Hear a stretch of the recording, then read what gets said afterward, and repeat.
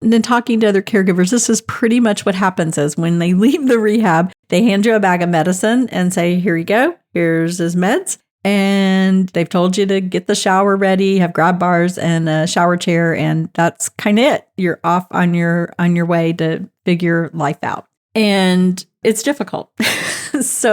And I work in senior living. And I'm going to tell y'all, it's been a difficult path to walk.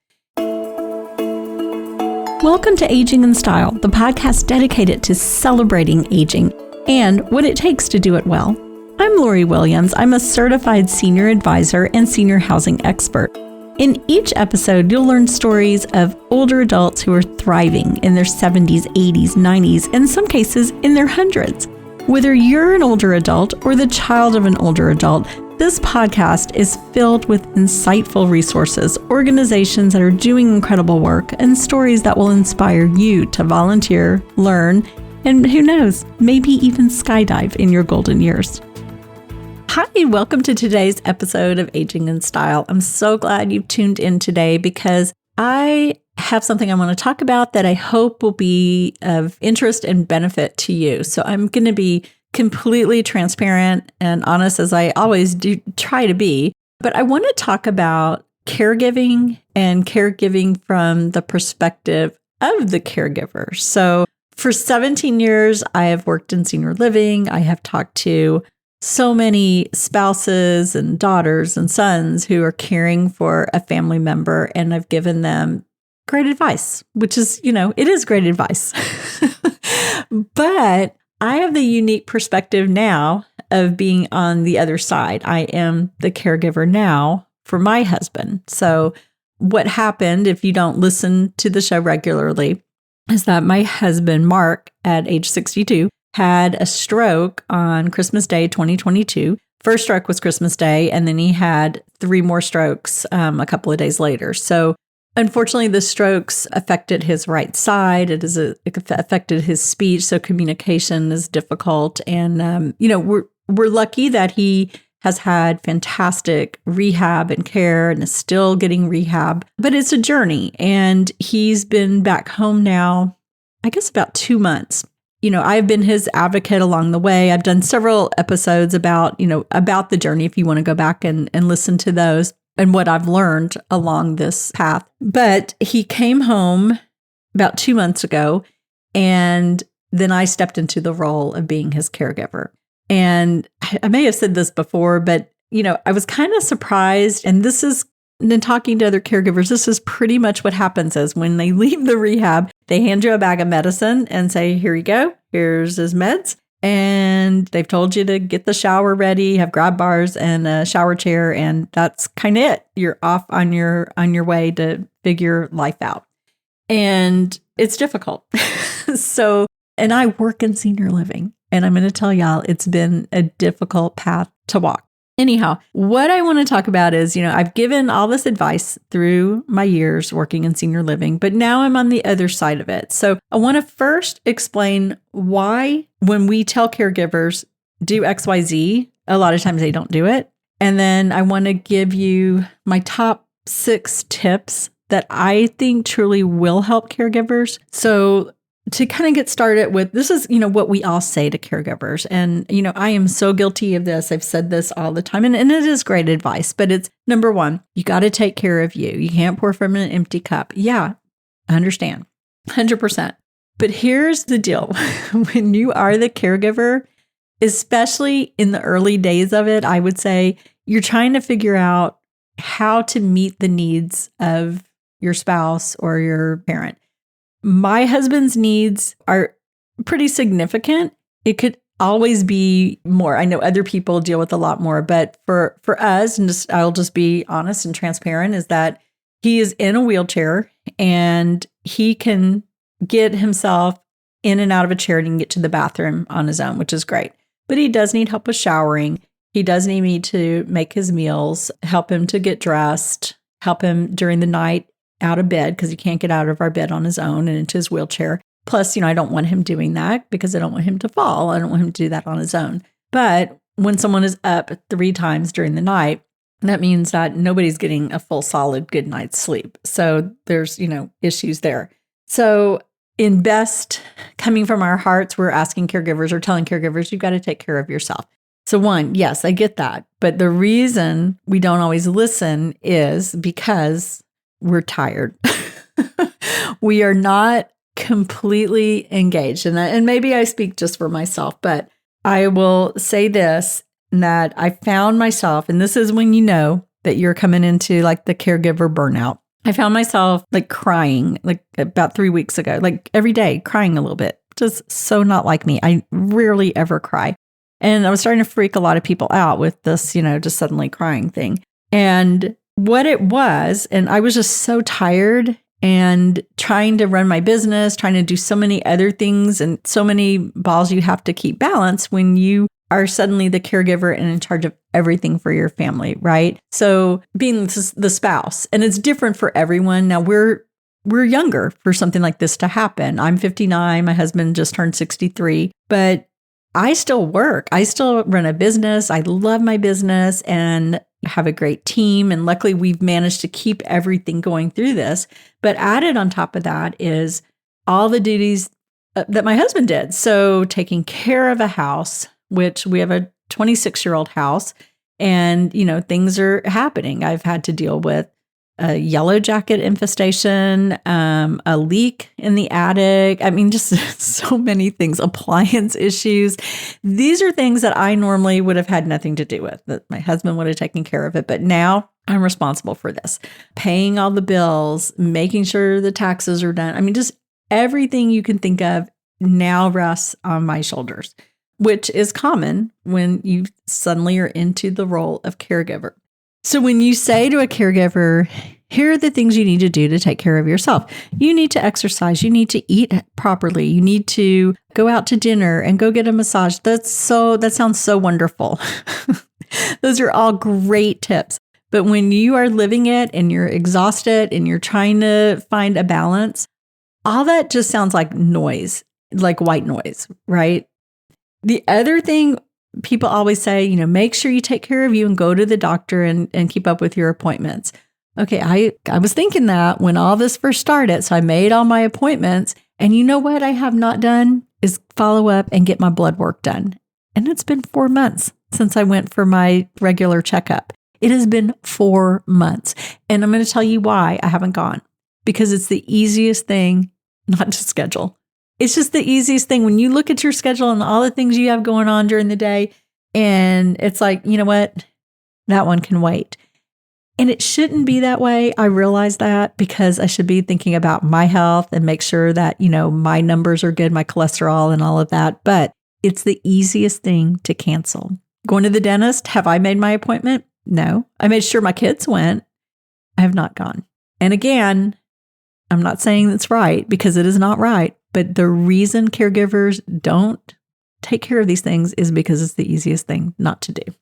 Okay, exercise. If one more person tells me to exercise, I'm just kidding. I did go and I joined the YMCA. I've gone 3 times.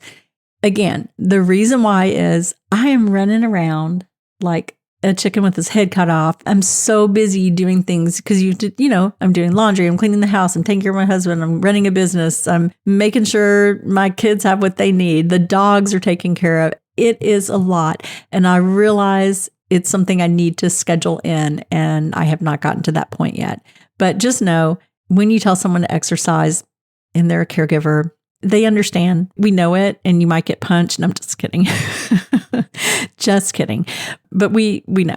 So these are the things that we say to caregivers that they're maybe not listening, and maybe you become frustrated. Like, I told her she should go do this, this, and this because she's so stressed and this would help. And this is why they're not doing it. All right. So in my experience now of being a caregiver, these are the 6 things that I do think help a caregiver. And I'm going to go through them in no specific order, but number 1, make sure they have knowledge of helpful resources. So anything to sort of ease your burden. And when I say that, it's things like just to give them ideas. Hey, this is, and one of my friends told me this, I get meals from Front Porch. And I'm like, what is Front Porch? You go online, you order healthy meals. And I started doing this when my husband was still in rehab, getting these for my son and I, so I didn't have to think about cooking every night. And you order them online. They're freshly prepared meals. They're delivered to your door. We have them delivered on Sunday, put them in the fridge, and then we've got meals for the week. You just make a salad and that's it. So that's something that was a great tip that my friend shared with me. And that's something that could ease my burden. Make sure, you can do telehealth visits. That saves you time from having to go to the doctor, get in the waiting room, all of that mess. Find pharmacies that deliver medication so you don't have to run out and get them. So a lot of times as a caregiver, you can't leave your loved one that you're caring for. You can't leave them home alone because maybe they're a fall risk or maybe they have dementia, whatever it may be. You can't leave them alone to go run a quick errand. So to have medications delivered to you instead of having to go to the pharmacy is a huge help. Just any kind of helpful resources that you can share with someone, I think that is the most helpful. Another thing for me was a case manager at the last rehab my husband was in shared with me a great resource called ALSUP, ALLSUP. And what they do is they help people get Social Security disability. Normally, trying to get Social Security disability, if you file for that on your own, it can take 2 years. But if you go through a service like this, they have a really high success rate. And I was able to get Social Security disability for my husband within 3 months of applying. Great resource, great tip. So that's what I mean by just sharing helpful resources with people, just things that are going to ease their burden. I mean, we already knew how to do Uber Eats because I've got, I had a teenager. So she's 20 now. So that's why I have to say had a teenager. So, Uber Eats, it's a little pricey, but sometimes, you know what, if you just need that pizza or Chinese food or whatever it may be, it's worth it. 2, the other best tip that I can share with caregivers is to establish a routine. That has been key for helping me kind of stay on target with everything. So like my husband, 5 days a week goes to rehab. I have to have him ready to go out the door by 7:45. They send a van to pick him up, which again, I'm so thankful for. But I have to get up early. And if I have somewhere to go early, I have to get up even earlier, make sure I'm ready before I start getting him ready. But most days, because I work from home, I get up, get him ready, get him up, help him dress, get his breakfast ready, pack a lunch, do all those things, get him out the door. Then I deal with my dogs. I have 3 dogs. Yes, I'm crazy. Get, all of that done. Then I get myself ready and then to work. But find a routine that works for you and try to stay with that routine consistently. And you really do have to be consistent because when you're taking care of someone, they're typically on medications that need to be given at the same time each day. That's another reason why it's so important to maintain that routine. The other thing that's been hard for me is I'm a night owl. I would always stay up till midnight or later, but not now because my husband goes to bed usually about 8:30 or 9 o'clock. And that's hard for me to go to bed that early. So I usually get him all tucked in and asleep, and I hang out to about 10 and then go to bed, which is still 10 is early for me. But I have to get some sleep. So I'm making it work. But again, establishing those routines, and it may not look like what you did in your old life, but sometimes you've got to change things up a little bit. Number 3, family support and get yourself some dependable help, like with the caregiver. So thankfully, as I said before, my son is 27. He lives here with us. He's incredible. And he's been a great support. But I don't want his life to be all about taking care of his dad. He works full time, but he's here for me pretty much whenever I need him to be. But we were running into an issue that my husband needs help showering. And when you leave the rehab, they don't really give you that direction on how to shower someone. Kind of like, make sure you have a shower chair, have your shower, with grab bars and all that stuff. So we did all that. Everything was ready. We had a ramp at the front door. Everything's ready in the house. But first time we shower him, I'm kind of like, he has no use of his right side. He can use his right leg a little bit, no use of his right arm. It's like, this is challenging and interesting and scary. Honestly, it was scary for me because I was afraid he was going to fall, and he was insisting on doing things his way because he's a pretty strong-willed dude, and he is doing this little hopping thing. And I'm like, oh, this is not going to end well. So I'm stressed. He's stressed. He's kind of yelling at me. And so I'm like, let me get Chris, our son, involved. get him in there.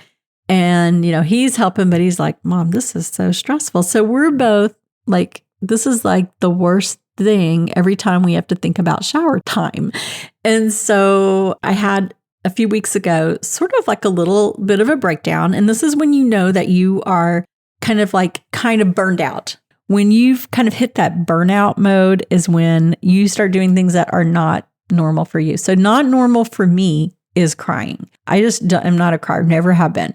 But every day I was finding myself in tears. And I'm like, what is the deal? And it was from being completely overwhelmed and primarily stressed about this showering situation. And so I was talking to my friend Carol, and I love Carol because she is a straight shooter and she will tell you how it is. She said, Lori, you have to get a caregiver. And it's so obvious, right? It's so obvious I need to do that. But here's the problem when you're a caregiver. You're exhausted. You're trying to take care of a million different things. You're emotionally stressed. You're physically stressed. You're exhausted in every single way. And you just sometimes don't see that clearly what the answer is in that moment. So I'm so thankful for Carol because, when she said that, and she said it so direct and forthright because that's her nature, which I love about her. And I was just like, oh my gosh, yeah, you're right. So I got a caregiver. I made a lot of calls, and it is expensive to go through some agencies, especially because all I wanted was for someone to come and shower him when he came home from rehab 3 days a week. And my first one I got was $70. And I thought, oh my goodness, that's going to eat through a lot of money trying to do that. So I had a friend. And again, here's the whole going back to helpful resources. My same friend who told me about Front Porch for meals, she told me about a lady that was a caregiver for her mom and that she is wonderful, sweet lady. And her price was much more reasonable because she just works for herself. So I called her, scheduled her to come out. Let's, try things out. My husband was not happy. And again, as a caregiver, you're going to have to make these decisions that are right for the whole family. You can't let your guilt, I did feel guilty telling him, listen, I can't shower you. Chris can't shower you. We're worried about your safety and it's stressing us out. And I knew it was upsetting for him. It was upsetting for me to tell him, but I just pushed through. I knew it was the right thing to do. First time she came, he was a little apprehensive, went perfect. He loves having her now. It took so much stress off of me. Just the one thing, just that task of showering, that I felt like a new person and I no longer cry every day. So thank you, Carol. But just to kind of show you that little simple things can help out. The other nice thing with this caregiver is we've gotten to know her. Mark really enjoys her. And, she's able to stay if I want to go out to dinner with friends. So I'm trying to start this thing where on Wednesdays, she's here to shower him and I take a few hours and I just go for me, go out, have dinner with friends, go have some wine, do something that just kind of makes me feel like normal. So that's, just kind of know when it is time to bring in care. And if family can do it, great. But if it's something like this where no one feels comfortable with, then hire a caregiver. Because, my biggest fear, like I said, was of him falling. If he falls and breaks his good arm or his good leg, then we're back to square one. We're back in the hospital. We're back in rehab. And we just want to keep moving forward with him recovering and getting stronger. Okay, number 4 is respite. And respite is when you get a break of at least an overnight or longer. And that can look different in different situations. So it could be a respite stay at an assisted living, or it could be a respite where you go to a hotel or you go on a little trip or whatever, and you have someone stay with your loved one so that you get a full break. So I have done a kind of a little mini respite one day because I've not had a full night's sleep. My husband wakes up 2 to 3 times a night. I help him get to the restroom and then back to bed. And then I've gotten pretty good about falling back asleep within minutes. But it's still, you're getting woken up all night. You never get a solid night's sleep. So my son, I had him one night recently just come down, sleep next to my husband. And I went and slept in his bed. And it was so wonderful to have a full night's sleep, uninterrupted, 7 hours of sleep. It was the best thing ever. So your respite could look like that, or your respite could look like maybe you're going on a cruise and taking a week off. So it's so important, and it's a hard thing to kind of wrap our minds around. I haven't quite gotten to the point where I feel comfortable leaving him yet, but I do see that in the future, maybe taking like a long weekend trip to see my mom who lives in Mississippi, and just having that time to see her because she's getting older, and also just to have a little break for myself. And now that I have this support, I have my son, who's a wonderful support, but I also have this caregiver. So between the two, we can come up with a great, dependable solution. Number 5, employer support. I see so many people who struggle with this. And I'm going to say I am so thankful that I am self-employed, because I've been able to just kind of work wherever I have been on this journey. If I was sitting in a hospital room with Mark, or if we were in rehab, or whatever it looked like, I was able to just take my laptop and continue to work. Had I worked for someone, I don't know. I think I probably would have been let go, because it's been so time intense. When it's your loved one, especially when it's your husband, you're the person to take care of them and to be there at the hospital, to be there at rehab and make on all these decisions. And like I said, taking care of everything, it would have been very difficult. So I think that's a huge one. If you are an employer and you have an employee that something like this happens to, I think it's really important to support them and find ways that they can, do work when they can, if they can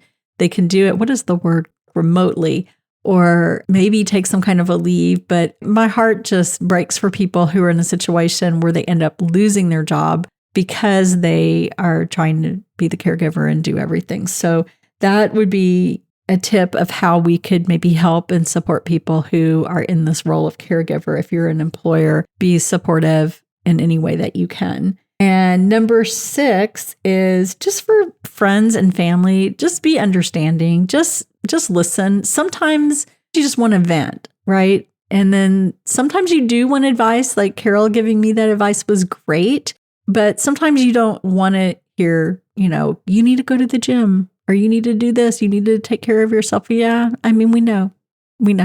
So those are kind of just really what I wanted to talk about today, is just this unique perspective that I now have of advising people on being caregivers and now actually being the caregiver. And I hope that helps kind of give you a little insight into what's going on inside the mind of a caregiver and how you can better support them as a friend or family member or employer. If you have any questions, please reach out to me. My website is a great way to reach me. It's loriwilliams-seniorservices.com. We have lots of great blog articles out there. And also go back and listen to all of our podcasts. We've done 100. This is number 155. So there's a lot of great information out there to help people who are caregivers, and also anything along the aging process. So anyhow, that's what I have for you today. And I'm so thankful that you listened, and please share with your friends and family, and I will talk to you next week. Bye-bye.